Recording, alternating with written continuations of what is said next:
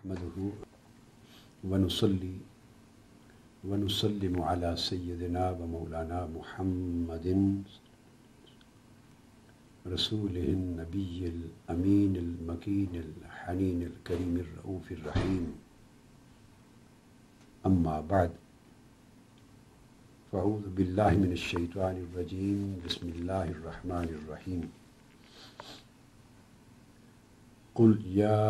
इबादियल्लज़ीना असरफ़ू अला अनफुसिहिम ला तक़नतू मिन रहमतिल्लाह इन्नल्लाह यग़फ़िरुज़्ज़ुनूब जमीआ इन्नहु हुवल गफ़ूरुर रहीम। सदक़ल्लाहु मौलानल अज़ीम। मुअज़्ज़ज़ सामीन व नाज़रीन, अल्हम्दुलिल्लाह ताला हम अल्लाह जल्ल मजदहू की तौफ़ीक़ से इस्लाम के दीन रहमत व शफ़क़त और दीन सहूलत होने के मौजू पर एक सिलसिलावार गुफ्तगू करते चले आ रहे हैं। पिछली दो नशिस्तों में, आखिरी जो दो नशिस्तें, उनमें हमने, बल्कि ग़ालिबन 4 नशिस्तों में हमने कुरान मजीद और फिर हदीस नबवी सल्लल्लाहु अलैहि वसल्लम की रोशनी में इस्लामी अहकाम और इस्लामी क़वानीन के जो बुनियादी तासीसी उसूल हैं, फाउंडेशनल प्रिंसिपल्स हैं इस्लामिक लेजिस्लेशन के, खा वो कुरानिक लेजिस्लेशन हो, कुरान के अहकाम हो और कुरान की रोशनी में कानून साजी, खा वो हदीसिक लेजिस्लेशन हो, हदीस और सुन्नत नबवी सल्लल्लाहु अलैहि वसल्लम पर मबनी अहकाम शरीयत हो, या सुन्नत और हदीस नबवी की रोशनी में सल्लल्लाहु अलैहि वसल्लम कानून साजी हो, या इजमा और इज्तिहाद की बुनियाद पर हो, क़ियास की बुनियाद पर हो, इस्तिहसान की बुनियाद पर हो, इस्तिस्लाह की बुनियाद पर हो, मसालिह मुरसला की बुनियाद पर हो, इस्तिसहाब की बुनियाद पर हो, उर्फ़ और आदत की बुनियाद पर हो। जितने भी बुनियादी सानवी और ज़ैली माख़िज़ और मसादिर हैं शरीयत इस्लामिया में कानून साजी के और अहकाम के, सब में कार फरमा जो बुनियादी उसूल हैं उन पर हमने तफसील से रोशनी डाली। और वो सारे बुनियादी उसूल असलन रहमत के तसव्वुर पर, शफ़क़त के तसव्वुर पर, इंसानी कमज़ोरियों को पेश नज़र रखते हुए उसे सहूलत और रुख़सत देने के तसव्वुर पर, और इंसान की ताकत और इस्तेदाद की लिमिटेशंस को सामने रखते हुए उसकी आसानी की बुनियाद पर और इस तसव्वुर पर कायम है। सारा स्ट्रक्चर इस्लामिक लॉज़ का, इस्लाम के और शरीयत के अहकाम व कवानीन का सारा ढांचा इसी तसव्वुर पर कायम, रहमत पर, शफ़क़त पर, सहूलत पर। हत्ता कि अभी जो मैंने चंद मोड्स गिनवाए हैं इस्लामिक लेजिस्लेशन के मोड्स, या जिनको मसादिर अहकाम शरीयत कहते हैं या माख़िज़ क़वानीन शरीयत कहते हैं, जिनसे अहकाम शरीयत अख़ज़ हुए हैं और जिनकी रोशनी में आगे इनको वज़ा किया जा सकता है, वो भी सारे के सारे कुरान और सुन्नत। तो आप समझ चुके कि उसका हमने बेशुमार दलाइल, रेफरेंसेस और उसकी रोशनी में हमने बेशुमार डेमोन्स्ट्रेशंस कुरान और हदीस और सुन्नत नबवी से दिए कि वो तो इस तसव्वुर पर कायम हैं ही। मगर आप ज़रा आगे चलिए, जो सानवी और ज़ैली माख़िज़ हैं शरीयत इस्लामिया में लेजिस्लेशन के, उनमें भी हर जगह जो बुनियादी तसव्वुर कार फरमा है वो इसी रहमत पर, शफ़क़त पर, रुख़सत पर, नरमी पर, सहूलत पर कायम है, आसानी के तसव्वुर पर कायम है। किताब, सुन्नत, इजमा और क़ियास یہ 4 سورسز ہیں جو عام طور پہ ہر شخص جانتا ہے۔ یہ جب کوئی بھی شریعت کا قانون اور کتاب و سنت کا یا اسلام کا کوئی بھی حکم جب ان 4 مصادر میں سے کسی ایک پر مبنی ہوگا، قرآن پر، سنت پر، اجماع پر یا قیاس پر، وہ تو ان اصولوں پر قائم ہی ہوگا جن کا ذکر ہم تفصیل سے کر چکے ہیں کہ ان کے اندر جو بنیادی خوبیاں پائی جائیں گی اور پایا جانا ضروری ہے وہ عدم الحرج ہے یا رفع الحرج ہے، نیرونیس کا، تنگی کا، انکنوینئنس کو دور کرنا، یا قلت تکلیف ہے، لیسننگ آف ڈیفیکلٹیز ہے، ریموول آف ڈیفیکلٹیز ہے، ریموول آف برڈنز ہے، رخصت ہے، استثناء ہے، ایگزیمپشن ہے، تدریج ہے، گریجویلٹی ہے، اسی طرح تنسیخ ہے، نسخ کا، جب نسخ کے قوانین تھے کتاب و سنت کا، جب کتاب کا نزول ہو رہا تھا اور سنت کا اجرا ہو رہا تھا، تو اس کے اندر بھی کار فرما تصور یہی انسانی زندگی سے بوجھ کو اتارنا اور احکام کو اتنا نرم اور آسان کرنا کہ بسہولت انسانوں کے لیے، انسانی معاشرے کے لیے قابل عمل ہو سکیں۔ تو ایبروگیشن اور ریپیل کا قانون ہے۔ یہ سارے قوانین جو ہیں وہ اس بنیادی تصور کے ارد گرد تو گھومتے ہی ہیں، مگر اس سے آگے چلیے، جو آج ہمارے لیے سارے راستے کھلے ہیں ان 4 مصادر کی روشنی میں مزید اسلامی سطح پر، اسلامک پارلیمنٹ میں، اسلامک اسٹیٹ میں قانون سازی کے لیے، تو وہ استحسان ہے امام اعظم ابو حنیفہ کے مذہب کے مطابق، مذہب حنفی۔ استحسان میں بھی خواہ استحسان قیاسی ہو خواہ استحسان ضرورت ہو، تو دونوں میں سے کسی بہتر دلیل کی بنیاد پر جو چیز زیادہ بہتر ہو، اپروپریٹ ہو، قابل عمل ہو، ضرورت کو پوری کرنے والی، اس کو اڈاپٹ کرنا بٹوین دا ٹو۔ تو یہ بھی لا آف ایکویٹی کی ایک شکل ہے، جسے ماڈرن ٹرمز میں جو لیگل موڈز ہیں، لیجسلیشن کی جو موڈز ہیں، جو ویسٹرن لا ہے یا جو پوری دنیا کا رائج الوقت قانون ہے اسلام کے قانون کے علاوہ، اس کے اندر لا آف ایکویٹی کا ایک لفظ استعمال ہوتا ہے، نیچرل جسٹس۔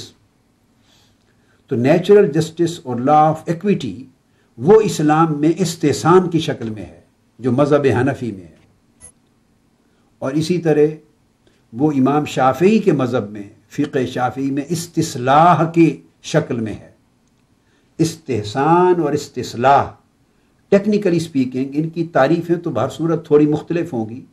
مگر ان کا بنیادی تھیم ایک ہی ہے کہ مختلف دلائل کی بنیاد پر، کتاب و سنت سے ثابت ہونے والے مختلف احکام کی بنیاد پر، ایک سچویشن میں اگر 2 سولوشن کتاب و سنت اور شریعت کے احکام سے مل سکیں تو کسی قوی دلیل کی سپورٹ کے حوالے سے ان میں سے اس کو اڈاپٹ کر لینا جو انسانی ضرورت کو زیادہ پورا کرے، انسان کو زیادہ آسانی مہیا کرے، انسان کو زیادہ فیسیلیٹیٹ کرے، معاشرے میں زیادہ قابل عمل ہو۔ تو آپ نے دیکھا کہ اس کے اندر بھی بنیادی جو تصور ہے وہ سہولت کا، رحمت کا، نرمی کا، آسانی کا کار فرما ہے۔ تو استحسان، استصلاح، اسی طرح مذہب مالکی میں مصالح مرسلہ ہے۔ اب مصالح مرسلہ کا تصور بھی یہی لا آف ایکویٹی پر ہے، اس میں بھی مصلحت کا، جو پبلک گڈ ہے اس کا خیال رکھا جائے، دیکھا جائے کہ معاشرے میں سہولت کس فتویٰ پر یا کس دلیل کے ساتھ، کس فرع پر، کس حکم پہ عمل کرنے سے ہے۔ 2 احکام اگر صادر ہوں، دلائل دونوں کے ساتھ موجود ہوں کتاب و سنت کے، تو ان میں سے کسی ایک کو پریفرنس کرنا ہے۔ یہ استحسان جورسٹک پریفرنس کو کہتے ہیں، جورسٹک پریفرنس یعنی فقہی اور قانونی یا تشریعی ترجیح 2 میں سے کسی ایک کو دینا، اور مصالح مرسلہ بھی پبلک گڈ پر قائم ہے، اسی مصلحت پہ قائم ہے۔ پھر استصحاب ہے، مذہب شافعی، مذہب حنبلی میں استصحاب ہے اور شافعی میں، اس میں استصلاح ہے، حنبلی میں کنکارڈنس ہے۔ تو آپ نے دیکھا پھر اس کے بعد عرف اور عادت ہے، کسٹمز کو، ٹریڈیشنز کو، جو لوکل کسٹمز ہیں، اگر طویل ہوں، ٹریڈیشنز ہوں، اگر کتاب و سنت کے خلاف نہ ہوں تو ان کو قبول کر لینا۔ جس کے ساتھ لوگوں کی طبیعتیں مانوس ہیں، معاشرے کے بہت سارے معاملات چل رہے ہیں، ریگولرائز ہو رہے ہیں، ان کو اڈاپٹ کر لینا اگر کتاب و سنت کے ساتھ خلاف ورزی نہیں ہے تو یہ عرف اور عادہ، کسٹمز اور یوزیجز یہ بھی اڈاپٹ کیے جاتے ہیں۔ تو یہ اسی طرح کے اور بے شمار اور بھی پھر آگے آ جاتے ہیں، پھر اس میں پریسیڈنٹس آ جاتی ہیں، یعنی عدالتوں کے فیصلے، جس طرح سپریم کورٹ اور ہائی کورٹ کے فیصلے ماتحت عدالتوں کے لیے لازم ہو جاتے ہیں، پابندی کر دیتے ہیں، وہ پابند ہوتی ہیں چھوٹی عدالتیں، اور وہ عدالتیں اس کو ریفر کیا جاتا ہے ایک میٹیریل کے طور پر، اس کی روشنی میں فیصلے کیے جاتے ہیں۔ تو اس طرح کی یہ پریسیڈنٹس ہوتی ہیں، پھر لیجسلیشنز ہوتی ہیں، پھر پریکٹسز ہوتی ہیں گورنمنٹس کی، پالیسیز ہوتی ہیں، انٹرنیشنل ریلیشنز میں کنٹری ٹو کنٹری جو مختلف پریکٹسز جاری ہوتی ہیں، ان کا ساری چیزوں کے قبول کرنے کی گنجائش ہے، اور یہ سارے احکام اور قوانین شریعت کے دائرے میں آئیں گے۔ حالانکہ اسٹیٹس نے بنائے ہوں گے، پارلیمنٹ نے بنائے ہوں گے، لیجسلیٹو انسٹیٹیوشنز نے بنائے ہوں گے، پالیسی ساز اداروں نے بنائے ہوں گے، بشرطے کہ وہ کتاب و سنت کے خلاف نہیں۔ اور یہ جو 14 مختلف روٹس، مختلف موڈز میں نے عرض کیے، ان میں سے کسی ایک کے ساتھ اس کی مطابقت ہے اور کسی ایک کے پرویو میں، دائرے میں فال کرتا ہے۔ تو اگر آپ اس پوری سکیم کو دیکھیں، اسلامک لا کی، اسلامک لیجسلیشن کی، شریعت کے حکام و قوانین کی اور قانون سازی کے عمل کی جو قیامت تک رہتا ہے، اس کی پوری سکیم کو، پورے سٹرکچر کو، اس کے اندر کار فرما پوری روح کو، اس کی ریکنسٹرکٹیو سپیرٹ کو، اس کی ری انٹرپریٹیو پیریڈ کو، اس کی بار بار توضیح اور تشریح کرنے کے اندر جو سپیرٹ کار فرما ہے اس کو دیکھیں، اس کی امپلیمنٹیٹیو سپیرٹ کو، اس کو امپلیمنٹ اور تنفیذ کرنے کی جو روح ہے اس کو دیکھیں، ہر جہت کو دیکھیں تو آپ کو پتہ چلے گا کہ ہر اصول کے اندر تصور سہولت کا ہے، نرمی کا ہے، آسانی کا ہے، فیسیلیٹیٹ کرنے کا ہے، رحمت اور شفقت کا ہے۔ یہ پورا کا پورا مزاج ہے شریعت کا اور اسلام کا۔ اب اس لیے آج جس آیت کریمہ کو میں نے تلاوت کیا، اس میں اللہ رب العزت نے فرمایا، سورہ الزمر کی آیت نمبر 53 ہے۔ اس کا تفصیلی بیان ہم پہلے کر چکے ہیں، مگر آج میں صرف اپنی گفتگو کو شروع کرنے کے لیے بطور حوالہ اسے کوٹ کر رہا ہوں۔ اللہ رب العزت نے ارشاد فرمایا، گناہگار بندوں کو خطاب کرتے ہوئے، اب اس آیت کریمہ سے آنورڈ ہم قرآن مجید سے اور زیادہ تر اب احادیث نبوی سے، قرآن مجید پر بہت گفتگو ہم کر چکے ہیں پچھلی نشستوں میں، پچھلی 10-12 نشستوں میں تفصیلی گفتگو کر چکے ہیں۔ ہم کتاب و سنت سے اب یہ مقامات دیکھیں گے اور ان کا مطالعہ کریں گے جہاں اللہ تبارک و تعالیٰ کی یا اسلام کے تصور رحمت کی، تصور شفقت کی، تصور نرمی اور سہولت کی مختلف شکلیں دکھائی دیتی ہیں، مختلف فارمز ہیں، مختلف مینیفیسٹیشنز ہیں، اس کی مختلف صورتیں کتاب و سنت میں اللہ کی رحمت کی، قرآن کی رحمت کی، اسلام کے بیان رحمت کی، آقا اسلام کی رحمت کی مختلف شکلیں اور صورتیں جو بیان کی گئی ہیں اس کا مطالعہ کریں گے، تاکہ طرح طرح کے الگ شکلوں اور صورتوں سے، جدا جدا زاویہ نگاہ سے، جدا جدا فارمز اور مینیفیسٹیشنز میں، جدا جدا جہتوں اور ڈائریکشنز اور ڈائمینشنز میں ہم اسی تصور کے مختلف مظاہر کا مطالعہ کر سکیں۔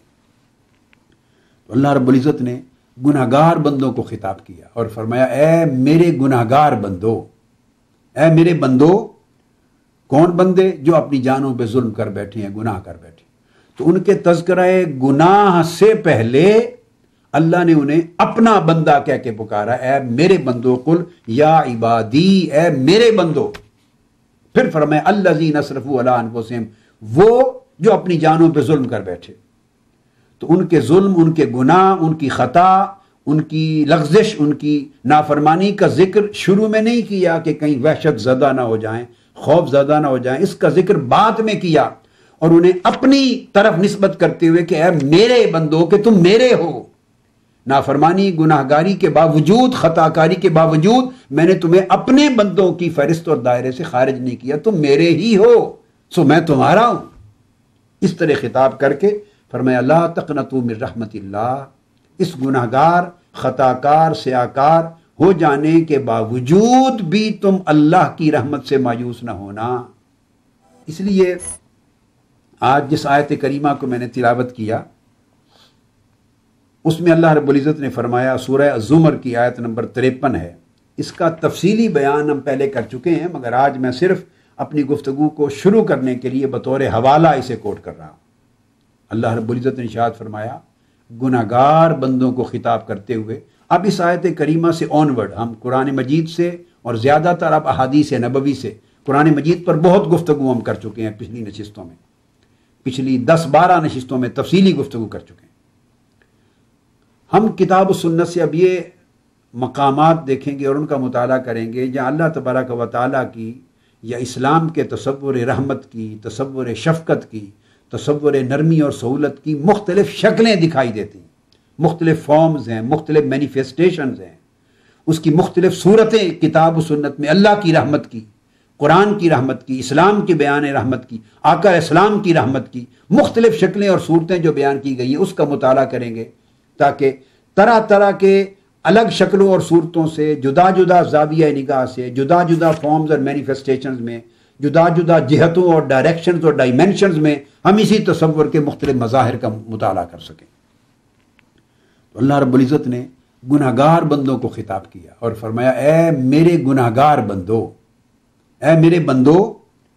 کون بندے؟ جو اپنی جانوں پہ ظلم کر بیٹھے ہیں، گناہ کر بیٹھے ہیں۔ تو ان کے تذکرہ گناہ سے پہلے اللہ نے انہیں اپنا بندہ کہہ کے پکارا، اے میرے بندو، قل یا عبادی، اے میرے بندو۔ پھر فرمایا الذین اسرفوا علی انفسہم، وہ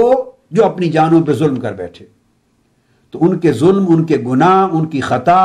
ان کی لغزش، ان کی نافرمانی کا ذکر شروع میں نہیں کیا کہ کہیں وحشت زدہ نہ ہو جائیں، خوف زدہ نہ ہو جائیں، اس کا ذکر بعد میں کیا اور انہیں اپنی طرف نسبت کرتے ہوئے کہ اے میرے بندو، کہ تم میرے ہو، نافرمانی گناہگاری کے باوجود، خطا کاری کے باوجود میں نے تمہیں اپنے بندوں کی فہرست اور دائرے سے خارج نہیں کیا، تم میرے ہی ہو، سو میں تمہارا ہوں۔ اس طرح خطاب کر کے فرمایا لا تقنطوا من رحمت اللہ، اس گناہگار، خطا کار، سیاکار ہو جانے کے باوجود بھی تم اللہ کی رحمت سے مایوس نہ ہونا۔ ان اللہ یغفر الذنوب جميعا، اللہ تعالیٰ تمہارے سارے گناہ معاف کر دے گا۔ امید دلا دی، انہ هو الغفور الرحیم، بے شک وہ بہت بخشنے والا اور بہت رحم فرمانے والا۔ اب آپ دیکھیے کتنا ایمفسائز کیا گیا اس میں رحمت اور بخشش اور مغفرت اور نرمی اور سہولت کے تصور کو۔ اب اس کے بعد یہاں تو فرمایا کہ سارے گناہ معاف کر دے گا، اس کے بعد آگے سورہ نساء میں آیت نمبر 48 میں اللہ تبارک و تعالیٰ نے اس میں ایک استثناء کیا اور وہ فرمایا ان اللہ لا یغفر ان یشرک بہ، کہ بے شک اللہ تعالیٰ اس بات کو معاف نہیں کرتا کہ کوئی اس کے ساتھ شرک کرے۔ شرک فقط چونکہ گناہ نہیں ہے نا، شرک تو سب سے بڑا کفر ہے، شرک سب سے بڑا ظلم بھی ہے، اور یہاں ظلم محض گناہ کے معنی میں نہیں بلکہ کفر کے معنی میں، کفر عظیم ہے، سب سے بڑا کفر ہے شرک۔ وَيَغْفِرُ مَا دُونَ ذَلِكَ لِمَن يَشَاءُ،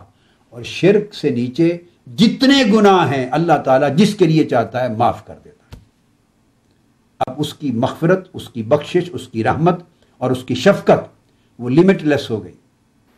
اس کے لیے کوئی حد نہیں رکھی، شرک کے سوا ہر گناہ کو، ہر خطا کو، ہر لغزش کو معاف کر دیتا ہے۔ یہ دو چیزیں آ گئیں، اور اس پر ایک تیسری چیز یہ کہ شرک معاف نہیں کرتا، اس کے بغیر ہر گناہ معاف کر دیتا ہے، اب شرک بھی معاف کر دیتا ہے اگر توبہ کر لے،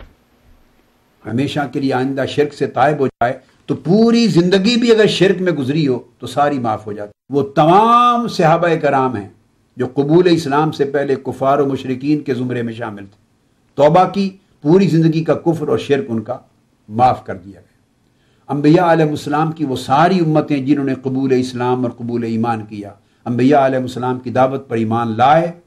ہر چند کے پچھلی زندگی ساری ان کی کفر و شرک میں بیتتی تھی،